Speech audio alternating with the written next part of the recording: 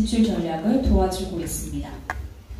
그래서 아주 간단하게, 그러니까 제가 얼마 전에 그 공인인증서 사실 여기서 안 써보신 분 없으시죠? 한국 분이시면. 이제 공인인증서를 만드신 분 대표님하고 식사를 하겠어요. 그 대표님은 어떻게 보면 인터넷 0.5세대라고 볼 수 있는 거죠. 그래서 이제 그분께서 신혜님, 왜 신혜님을, 그러니까 제가 예전부터 많이 알던 분인데, 예전에는 제가 컨설팅에 있다가 핀테크, 실리콘밸리에서 핀테크 관련한 업무를 하다가 이제 블록체인에 들어왔는데, 저한테 물어보시는 거예요. 왜 그 핀테크 이런 걸 하시다가 블록체인에 오셨어요?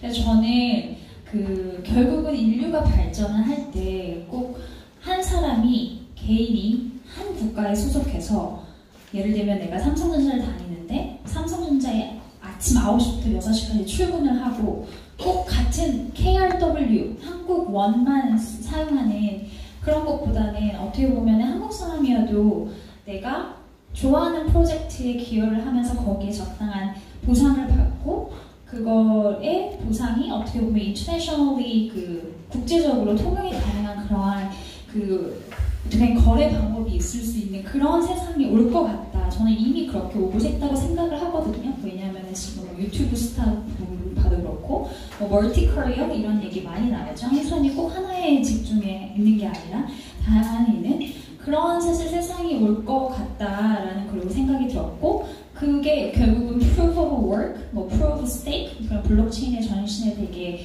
맞는 것 같다라는 말씀을 드렸더니 제 대표님이 저한테 이 신혜님은 되게 이상주의자시군요. 처음에 인터넷이 나왔을 때 이제 한참 전이죠. 90년대 인터넷이 나왔을 때 그때도 많은 사람들이 모여가지고 이제 인터넷으로 대통령을 뽑고 그러면은 국가의 개념이 없어질 거고 대통령도 다 인터넷으로 선거를 할 거다. 그런 세상이 올 거라고 믿었는데 지금은 그렇지 않죠. 그만큼 기득권의 힘이 세다라는 이제 말씀을 하시는데 저는 블록체인이라는 기술 자체가 지금은 정반의 진화에 있다라고 생각을 합니다. 저희가 1789년 프랑스 혁명이 일어났고 그 이후에 많은 일이 왕정부터 많은 일이 있었고 결국은 저희가 지금 민주주의라는 어떻게 보면은 가장 이상적이다라고 이제 생각이 되는 그러한 민주주의를 이뤄냈던 것처럼 블록체인도 아직까지는 굉장히 초기지만 그게 정반의 진화를 통해서 조금 더 저희 삶에 더 가까이 일어나지 않을까라는 생각을 하고 있고요. 그래서 말씀드린 것처럼 블록체인 저희가 이제 2017년, 18년 가격이 엄청 뛰면서 블록체인이 이제 굉장히 많은 관심을 받았어요. 그렇지만 사실 기술적으로 보면은 제가 영어로 프레젠테이션을 준비했는데 괜찮으시죠? 제가 발표는 한국말로 할 거기 때문에 네, 이게 마켓 사이즈 그리고 오른쪽이 이제 기술의 라이프 사이클을 보면 아직까지 저희가 매스 어답션 그러니까 프로토타입 이외에 정말 많이 쓰여지는 그런 제품이 아직 나오지 않은 굉장한 얼리 스테이지입니다. 그리고 또 많은 분들이 암호화폐 시장이 엄청 크다라고 생각하지만 사실 전체 암호화폐 시총이 애플 회사 하나의 시총보다도 더 작아요. 네, 지금 전체 크립토커런시가 176 billion 그러면은 한 우리나라 돈으로 200조 2천억 정도 되는데 맞나요? 200조. 네. 네. 지금 애플의 시총이 거의 1 trillion USD입니다. 거의 1경인 거죠, 한국어로. 네. 1경이 되고, 전체 all money circulation을 보면 훨씬 큽니다. 그러니까 저희가 이제 굉장히 큰 시장이라고 하지만 사실은 그렇게 큰 시장은 당연히 아니고, 그만큼 early stage, 그렇지만 아직 정반의 진화를 이뤄낼 수 있는 가능성이 있는 기술이라고 생각을 하고요.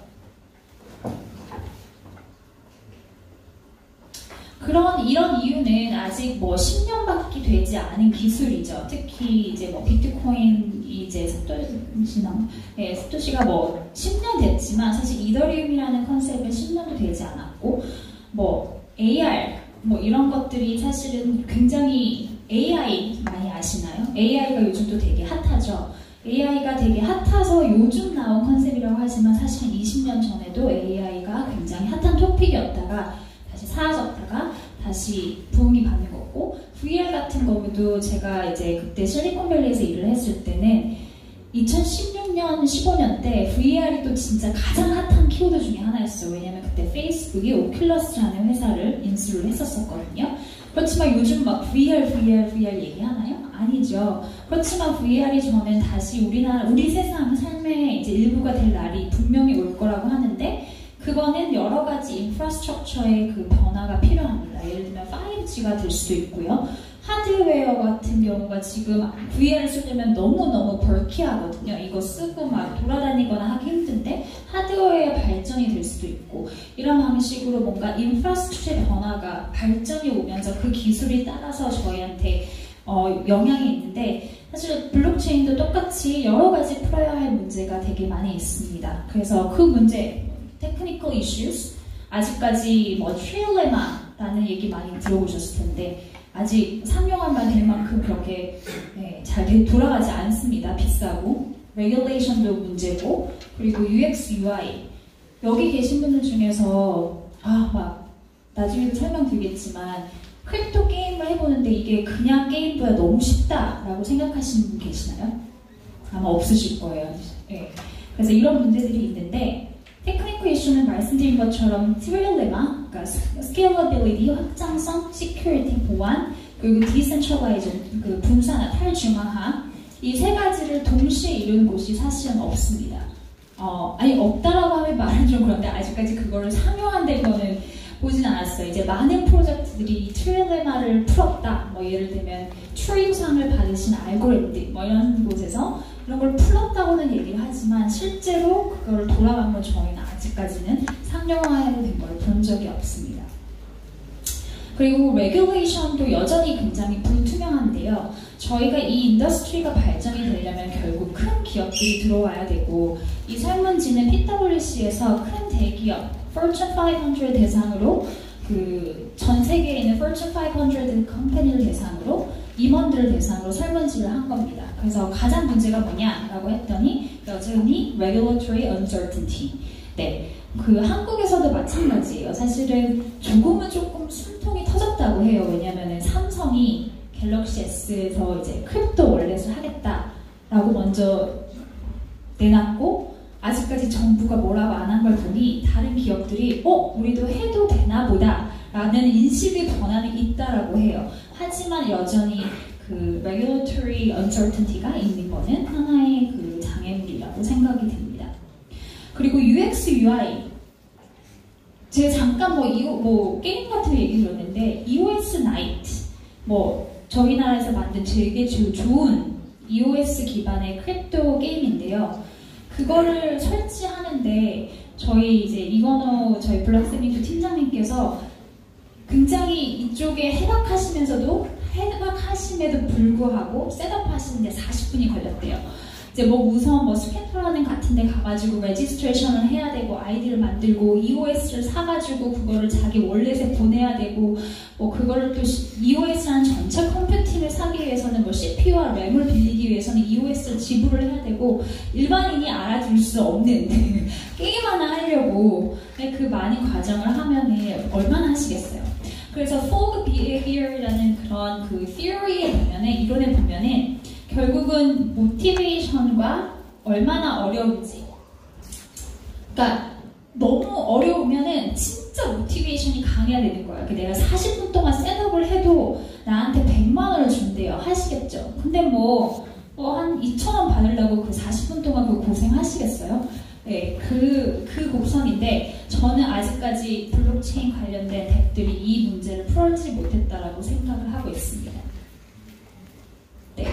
그래서 그 메서드 옵션이 주제라서, 그러면 메서드 옵션은 언제 되냐, 뭐냐라는 생각에, 이건 저의 극히 제 개인적인 생각이지만, 첫 번째 단계는 이 크립토 암호화폐를 어떻게 보면 Store of Value로 인식을 하는 데 시작이 된다고 생각합니다. 그 말을 다시 한번 생각을 해보면, 저는 인터넷이 인포메이션의 인포메이션 전달을 하는 데서 많이 도움이 됐죠. 그래서 예를 들면 생긴 게 이메일, 여기 다 이메일 쓰시죠? 그렇지만 한 10년 전에 이메일 처음 보내셨을 때 이거 뭐 이메일 셋업 어떻게 해? 이거 간 거 맞아? 저도 그 기억이 나거든요. 근데 블록체인은 밸류의 트랜스퍼입니다. 그러니까 밸류의 트랜스퍼, 인포메이션 트랜스퍼가 인터넷이었다면 블록체인은 밸류의 트랜스퍼이고 밸류의 트랜스퍼를 하려면 월렛이 필요한 거라고 생각을 하거든요. 그래서 인터넷이 이메일이 모든 사람들이 가지고 있을 때 매스 어답션이 된 것처럼 블록체인은 모든 분들이 되게 편하게 월렛을 다 갖고 있다. 크립토 월렛을 갖고 왔다. 그러면 그게 아마 저는 매스 어답션의 첫 번째 단계가 아닌가라는 생각이 들고요. 그리고 이 많은 것들 중에서 결국은 저는 파이낸셜 인더스트리가 굉장히 블록체인으로 인해서 영향을 많이 받는다, 디스럽이 많이 될 거라고 생각을 합니다. 그래서 심지어 저희가 잘 아는 전 세계에 있는 많은 그 금융회사들은 이미 블록체인에 뭐 2017년 가격이 높아졌을 때 관심이 가진 게 아니라 2014년부터 이미 진출을 하고 있었어요. 어떻게 진출을 했냐? 첫 번째, 블록체인 기업에 투자를 했습니다. 두 번째, 자기네들끼리 컨소시엄을 만들었어요. 그리고 세 번째, 뭐 자기네가 직접 프로젝트를 만드는 경우도 있습니다. 그래서 예를 들면 JP 모건 체이스라고 혹시 다 아시나요? 네. JP 모건 아세요? 전 세계에서 가장 큰 은행 중에 하나죠. JP 모건 체이스 같은 경우는 에소니라는 블록체인 기업에 투자를 했고 R3라는 은행들, 전 세계 은행들의 뱅킹 컨소시엄에 들어가 있으며 뭐 지금 최근에는 JP 모건 코인을 만들겠다라고 발표를 하기도 했습니다. 이제 이런 식으로 많은 이제 전통 회사들이 어떻게 보면은 자기네들이 블록체인 기술에 의해서 디스트럽 될 수 있다라는 걸 알고 준비를 하고 있는 것 같아요.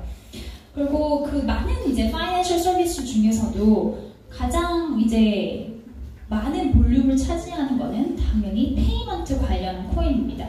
이 그래프를 보시면 전체 크립토커런시의 암호화폐의 시총의 거의 60% 이상이 페이먼트 관련된 뭐 비트코인부터 시작해서 XRP 그만큼 저희가 이제까지 사용했던 페이먼트, 특히 인터내셔널 리미턴스, 트레이드 파이낸스 같은 경우에 비효율성, 미들맨이 있었고 그거를 해결하는 게 비트코인이나 뭐 XRP 같은 이제 블록체인이 해결할 수 있다라는 그러한 사상이 전달이 된 것 같습니다. 그렇지만 사실은 페이먼트 같은 경우는 굉장히 이제 어답션이 어렵습니다. 그래서 뭐 잘 아시겠지만 뭐 마이크로소프트, 델, 뭐 엑스피디아, 뭐 미국의 되게 일본의 되게 큰 뭐 빅카메라 같은 데서는 예전부터 비트코인으로 이제 지불 결제를 할 수 있다라고 했습니다. 하지만 그 사용량은 1%가 되지 않고 있고요. 근데 이게 블록체인만의 문제냐? 사실은 그렇지는 않은 것 같아요. 애플페이라고 혹시 다 많이 아시나요? 애플페이가 2014년에 나와서 어마어마한 돈을 내고 그 미국에서 특히 이 마켓 페네트레이션을 노력을 했습니다. 그렇지만 페이먼트 비헤이비어라는 거는 결국은 컨비니언트 해야 되고요. 편리해야 되고요. 근데 뭐 지금 솔직히 막 크레딧, 신용카드 쓰시면서 막 크게 그렇게 불편하시지는 않죠. 그러니까 이게 뭐 지폐가 해서 갑자기 모바일 페이먼트가 되면 되게 편할 수도 있는데 사실 뭐 컨비니언스도 되게 중요하고 보안성 굉장히 중요하고요. 뭐 이코노믹 베네핏 같은 것들이 되게 중요합니다. 저는 애플페이가 아직까지 페네트레이션이 못 된 이유는 그만큼 페이먼트 지불 결제의 그 행위를 바꾸기 위해서는 컨슈머와 머천트의 모든 사람의 비헤이비어를 바꿔야 되는데 제가 아까 보여드렸던 포그 비헤이비어의 모델을 보면 그만큼 인센티브가 있어야 되거든요. 아직까지는 그만큼 크게 인센티브가 없었던 것 같아요. 그게 뭐 크레딧 카드 하나 내는 거랑 모바일에서 하는 거랑 뭐 다 그 외에 다른 게 전혀 없으니까. 근데 하지만 저는 이런 부분에서 스테이블 코인 같은 게 새로운 그 비즈니스 모델을 내고 있다고 생각을 합니다. 저희가 투자한 테라라는 스테이블 코인, 한국의 신현성 대표, 그 팀원을 만드셨던 신현성 대표가 하는 프로젝트인데요. 이제 그 팀원과의 인터그레이션을 5월 정도에 보실 수 있을 것 같아요. 근데 여기서 다른 점은 무엇이냐? 전 솔직히 컨비니언트한 건 잘 모르겠어요. 근데 여기서 얘기를 하는 거는 미들맨을 없앴기 때문에, 그러니까 저희가 페이먼트를 하면 피지사, 벤사, 네트워크 등 많은 걸 거쳐야 되거든요. 여기서 중간중간에서 다 수수료를 받아먹는데 그런 대신에 스테이블 코인을 사용을 하면 소비자한테는 약 10%의 가격 할인을 해주고 머천트한테는 그만큼 수수료 피를 깎아주겠다라는 얘기를 하고 있어요. 그래서 이러한 이코노믹 베네핏이 있다라고 하면은 어떻게 보면은 조금 더 사람들이 페이먼트 비헤이비어가 어렵지만 혹시나 가능하지 않을까라는 그러한 새로운 어떻게 보면 도전이고요. 저도 그거에 대해서 되게 궁금해하고 있습니다. 어떻게 될지. 그래서 저희도 한번 다 같이 5월달에 한번 얼마나 쓰실지 보면 좋을 것 같아요. 네, 시간이 별로 없다고 말씀을 해주시는데 그 다음은 이제 대배에 관해서 얘기를 좀 하려고 해요. 말씀해 주셨는데 대비 2018년 2월부터 지금 매달 나오는 대비 100개가 넘고 있습니다. 전 좋은 현상이라고 생각을 해요. 네, 그만큼 대비 나와서 실용 가능한지 봐야 되니까. 하지만 여전히 덱들 중에 대부분은 이거는 그러니까 이더리움 기반인데 아직까지 규모가 진짜 작고요. 그래서 이더리움 같은 경우도 DAU, Daily Active User가 10K, 10,000명이 정도밖에 안 되고 여전히 대부분이 게임과 갬블링 안에 있습니다. 그래서 게임이랑 갬블링은 어떻게 보면 가장 저가 생각할 때 제가 봤을 때 크게 블록체인으로 받는 베네핏은 없지만 그래도 가장 쉽게 저희가 접근할 수 있는 그런 영역 중에 하나인 것 같아요. 그래서 많은 지금 사실은 메인 덱들이 게임 덱들을 찾고 있는데 결국 게임에서 파생된 디지털 오너십이나 NFT 같은 경우도 새로운 영역이 될 것 같습니다. 그러니까 예전에 저희가 베이스볼 게임 같은 거 많이 혹시 모으신 적 있나요? 그 페이크로 된 카드 문방구에 가가지고 막 사서 모으고 그게 막 가격이 막 몇십만 원, 몇백만 원까지도 했다라고 해요. 되게 희귀한 거는. 그런 것들이 이제 디지털화가 되면서 NFT라는 거는 유니크한 밸류를 가지고 있는 거거든요. 그러한 영역도 새로 뜨지 않을까. 그래서 이런 NFT나 디지털 오너십을 활용할 수 있는 플랫폼도 많이 나오고 있다는 얘기가 들었고, 그리고 다른 프로젝트를 간단히 하나 들면은 이 프로젝트는 코스모체인이라고 아까 말씀드렸던 그 삼성 갤럭시 X의 첫 번째 뎁 케이스이기도 한데 이 뎁은 상당히 특이하다고 생각을 해요. 왜냐하면 혹시 화해라는 거 써보셨어요? 화해라고 혹시 아시나요? 그리고 여자분들은 많이 쓰실 것 같은데 제가 화장품을 쓰고 가서 리뷰를 남기고 그럼 사람들이 거기에 대해서 코멘트를 하고 그런 곳입니다. 근데 이제 코스모체인은 그 자기의 스킨 데이터와 그 화장품의 리뷰를 남기면 거기에 해당하는 코인을 주겠다. 코스미라는 그 코인을 주겠다라고 했고요. 지금 베타 그 파일럿 서비스 때는 거의 DAU가 그러니까 그 액티브 유저가 거의 3만 명이 넘었습니다. 실제 지금 아까 말씀드린 것처럼 대부분의 많은 덱들이 DAU가 8,000명이 안 넘는 상황이거든요. 10,000명이 되는데 거의 없는데 이런 사실 3만 명이라는 건 3만 명이라는 거는 굉장히 고무적인 일이고 더 중요한 거는 뭔가 크립토 플랫폼에서 아니라 구글 플레이에서 저희 뷰티 카테고리에서 5등을 했다라고 합니다. 이거는 제가 말씀드렸는데 굉장히 재밌었던 이유는 현재 블록체인 유저가 이만큼이고 뷰티 유저가 조금밖에 겹치는 게 없는데 뷰티 유저들, 그러니까 젊은 20대, 30대들이 꼭 블록체인이나 암호화폐에 대해서 몰랐는데 자기가 화해에서 똑같이 그냥 커멘트 남기듯이 잘 만들어진 UI, UX에 있는 탭에 가서 커멘트를 남기고 리뷰를 남기고 자기의 스킨 데이터를 남겼더니 코인을 주는 거예요. 근데 알고 보니 그 코인이 업비트에 가면 돈으로 바뀌어져요. 그래서 새로운 유저가 블록체인으로 오게 되는 거죠. 그래서 이 케이스 같은 경우는 관심이 없었던, 암호화폐에 관심이 없었던 20, 30대의 젊은 여성분들도 암호화폐나 블록체인이라는 거를 깨닫게 해주는 좋은 예고, 사실 업비트의 KRW에 상장된 이유도 그런 거래소 입장에서 보면은 새로운 유저의 유입이거든요. 기존에 뭐 30대, 40대의 남성분이 대부분의 유저였다면 이 30대의 여성분들을 새로운 유저로 acquire 할 수 있는 좋은 기회였기 때문에 이런 프로젝트는 굉장히 의미 있는 프로젝트라고 생각을 합니다. 그래서 제가 마무리 장표고요. 결국은 제가 아까 말씀드렸던 테크니컬 이슈, 그리고 레귤레이션, 그리고 UX, UI 같은 문제가 있을 것 같아요. 근데 앞으로 한 몇 년간은 조금 더 많은 그 기술적인 문제가 해결될 것 같습니다. 많은 메인넷들이 나오면서 아까 말씀드렸던 트릴레마를 해결을 하고 있고, 뭐 이더리움도 뭐 샤딩이나 프리즈마 같은 방식으로 스케일러빌리티를 높이겠다라고 말을 하고 있고, 그래서 조금 더 테크니컬 이슈가 많이 풀릴 것 같고요.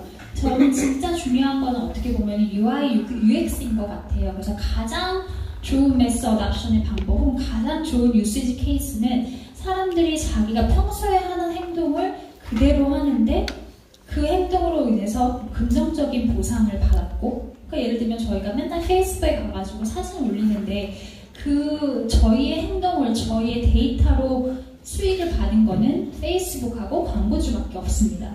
하지만 만약 저희가 페이스북에 한 것처럼 똑같이 사진을 공유하고 친구의 사진에 코멘트를 남겼는데 나에게 내가 제공한 데이터, 컨텐츠에 대한 보상이 적절하게 이루어진다라고 하면, 근데 그게 블록체인 때문이가 아니라 그냥 나는 자연스럽게 했는데 내가 이렇게 보상을 받네? 라고 그런 날이 오면, 그 정도의 UI, UX가 좋아지는 날이 오면 매스 어답션이 조금 더 발전이 되지 않을까. 그리고 이런 것들이 아까 코스모 체인 같은 그런 프로젝트들이 왔을 때 조금 더 나은 UX, UI로 사람들한테 친근하게 다가갈 때 가능한 것이 아닐까라는 생각이 듭니다. 제 시간이 많이 늦었나요? 네, 아무튼 이제까지 발표를 마치도록 하겠습니다.